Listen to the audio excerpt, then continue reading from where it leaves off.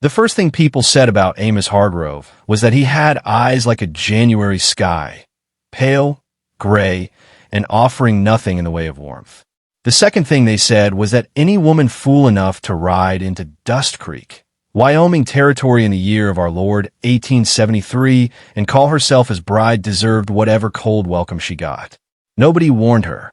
And perhaps that was the greatest mercy the Lord ever arranged, because if anyone had whispered the truth about Amos Hargrove into the ear of Miss Clara Whitfield before she boarded that westbound stagecoach in Richmond, Virginia, she might never have come at all, and the whole broken world of one lonesome cowboy might never have been made right again. Asterisk if you believe in kindness, faith, and second chances. Go ahead and like this story, leave a comment, share it with someone who needs hope today, and subscribe so you never miss another tale from the frontier. This one's going to reach deep. Asterisk. Amos had not always been the kind of man who made children cross to the other side of the street. There had been a time, some 10 years before Clara's arrival, when he was just a sunburned young rancher with a laugh loud enough to scatter starlings from the fence posts of his father's spread outside Dust Creek. He had married a girl named Ruth, and sweet-tempered and brown-eyed, who planted sunflowers along the fence line and sang hymns while she hung laundry in the August breeze.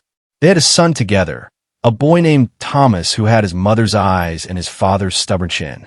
For 3 years, the Hargrove Ranch was the kind of place that made a man believe God was paying attention. Then the fever came through in the summer of 1863, riding hard on the heels of a drought that had already cracked the earth like old leather. It took Ruth and first, then little Thomas 4 days later, and it left Amos standing alone in a house full of sunflowers nobody had planted that year. He buried them both beneath the cottonwood at the edge of the north pasture, and something in him, something essential, something human, went into the ground with them. In the decade that followed, Amos ran his cattle operation with the cold efficiency of a man who has decided that caring about things only gives the world more ammunition against you. He paid his ranch hands fair wages, but never learned their wives' names. He traded at Benson's General Store, but never lingered for conversation. He drank occasionally at the Silver Spur Saloon, always alone, always at the far end of the bar where nobody was foolish enough to take the neighboring stool. The town of Dust Creek accepted him the way frontier towns accept harsh winters, as something to be endured, not embraced. It was his ranch foreman, a broad-shouldered Mexican named Ernesto, who had placed the advertisement in the Eastern papers without telling Amos until it was too late. "You are dying in that house," Ernesto told him plainly one April morning, without looking up from the fence post he was setting. "Not your body. The other part." Amos had threatened to fire him on the spot. But the letter from Clara Whitfield had already been sent by then, and 3 weeks later, her reply came folded neatly inside a pale blue envelope that smelled faintly of cedar, and Amos, God help him, read it twice before he burned it. Then he wrote back. He told himself it was only practical. A ranch needed managing. A house needed a woman's hand. It had nothing to do with loneliness. He insisted to no one in particular on too many cold nights to count. Clara Whitfield stepped off the Dust Creek stagecoach on a Tuesday afternoon in late September, carrying a battered leather trunk, a small Bible with a cracked spine, and an expression of such determined serenity that it stopped two cowboys mid-argument on the boardwalk across the street. She was not what the town expected. She was not young and timid and easily frightened. She was 31 years old, a schoolteacher's daughter from Virginia who had survived the destruction of her family's home during the war, nursed her father through his final illness, and buried him the previous winter. She had written to Amos Hargrove, not out of desperation, but out of a considered belief that two people who had each lost everything might, together, manage to build something worth having.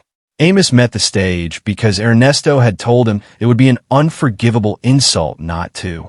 He stood at the edge of the street with his hat in his hands, not as a gesture of courtesy, but because the brim needed repairs and he hadn't gotten around to it. And when Clara climbed down and looked at him with those steady brown eyes, he said, without preamble, "I expect you'll want to get settled before supper." It was not a greeting. It was barely an acknowledgement. Clara looked at him for a long moment, then nodded once and said, "That'll suit me fine, Mr. Hargrove, with such perfect composure that Amos wasn't entirely sure whether to feel relieved or unsettled. He was in fact both. The first weeks were a careful dance. Clara cooked without being asked and did it well. Proper biscuits and salt pork, venison stew with wild onions, corn pudding that made Ernesto close his eyes when he tasted it. She washed and mended and organized the disaster of Amos's ledger books with a schoolteacher's systematic precision, finding 3 accounting errors that had been costing him money for 2 years. She did not complain about the drafts that came through the parlor window or the fact that the only looking glass in the house was cracked down the middle. She did not try to put flowers on the table or rearrange the furniture or change a single thing without asking first.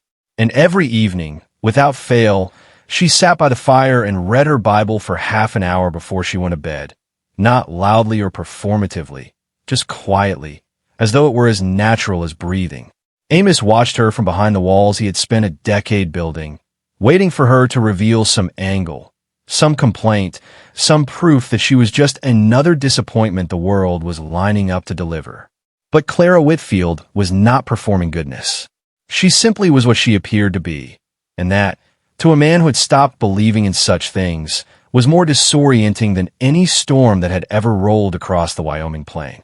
The breaking came in November, in the middle of a blizzard that swept down from the mountains without proper warning and buried the ranch in 3 feet of snow overnight. One of the ranch hands, a young boy named Wesley, barely 17, had been caught out checking the fence line on the north pasture when the storm hit. Amos was already pulling on his coat when Clara appeared beside him with a lantern in one hand and a rope coiled over her other arm. Wearing every piece of warm clothing she owned layered on top of each other, her jaw set with a resolve that could have stopped a freight train. He told her to stay inside.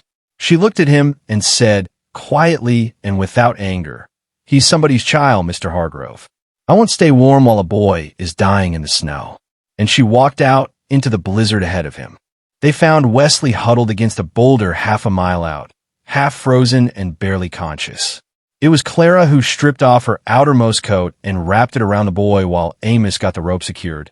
Clara who talked to Wesley the whole way back, steady and calm and certain, telling him he was going to be all right, telling him to hold on, telling him his mama would want him to keep his eyes open. By the time they got back to the house and had Wesley thawed and breathing steadily by the fire, Amos stood in the kitchen doorway and watched Clara Whitfield press a cup of hot broth into the boy's trembling hands, and he felt something crack open in his chest, not painfully, but the way ice cracks in spring, which is really just another word for thaw. He didn't say anything that night. He was not yet a man who could say what needed saying. But in the morning, before she was awake, he went out to the barn and found the old pot of whitewash he'd been meaning to use on the fence posts, and instead he painted the parlor window trim, the one she had never complained about, but that he knew rattled in the wind and let the cold in. It was a small thing, but it was the first thing he had done for another person's comfort in 10 years, and his hands were not quite steady when he did it. Spring came to the Wyoming territory the way it always does, tentatively at first, then all at once. And with it came a crisis that would test everything. A man named Doyle Cutter, who ran a competing cattle operation 30 miles west and who had been quietly buying up water rights along Crow Creek for 2 years, filed a claim with the Territorial Land Office that would effectively cut off Hargrove cattle from the creek's eastern branch. Without that water through the summer, Amos would lose a third of his herd and possibly the ranch. The legal document arrived on a Wednesday. By Thursday, Doyle Cutter's men were already putting up wire. Amos saddled his horse with murder in his eyes and the kind of cold, focused fury that had once or twice in his life led him into situations he couldn't walk back from.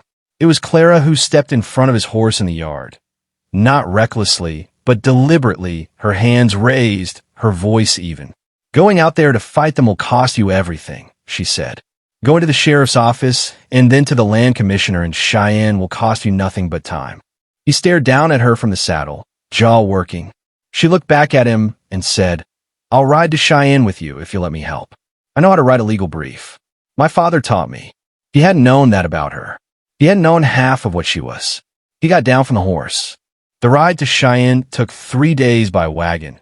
It was on the second night, camped beside a shallow creek under a sky so thick with stars it seemed almost reckless, that Amos Hargrove finally told Clara about Ruth and Thomas. He didn't plan to. He hadn't told anyone in 10 years. But the fire was low and the night was still, and Clara was sitting across from him, mending a harness strap by firelight with her sleeves rolled up, and something about her quiet made it possible. He told her slowly, haltingly, starting twice and stopping, and she listened without interrupting, without making the sympathetic sounds that people use to fill silence when they don't know what else to offer. She just listened, and when he was done, she said they were real.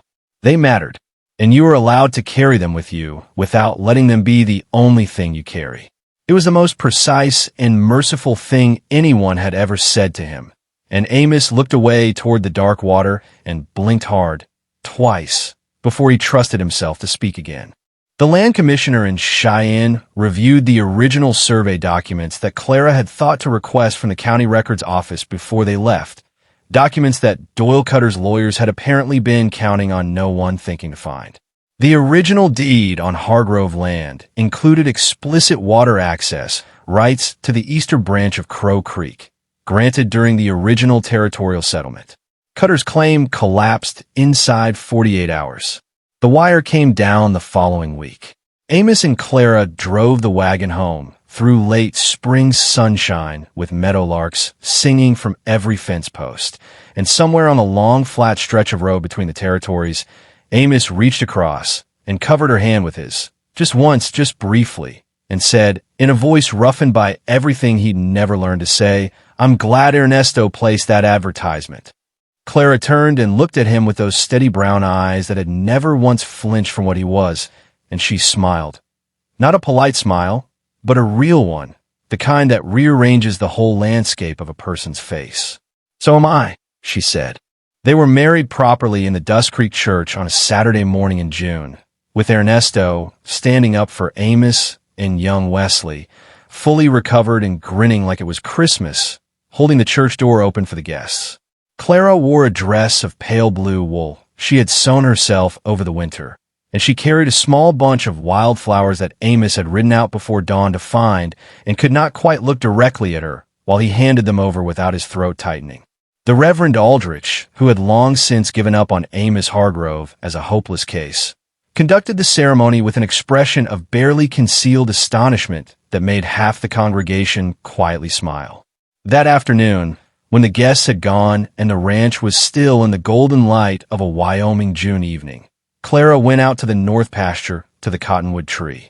Amos found her there a little while later, standing quietly before the two wooden crosses he had kept upright through 10 years of wind and snow. She had set a small bunch of the leftover wildflowers against the base of the nearer cross.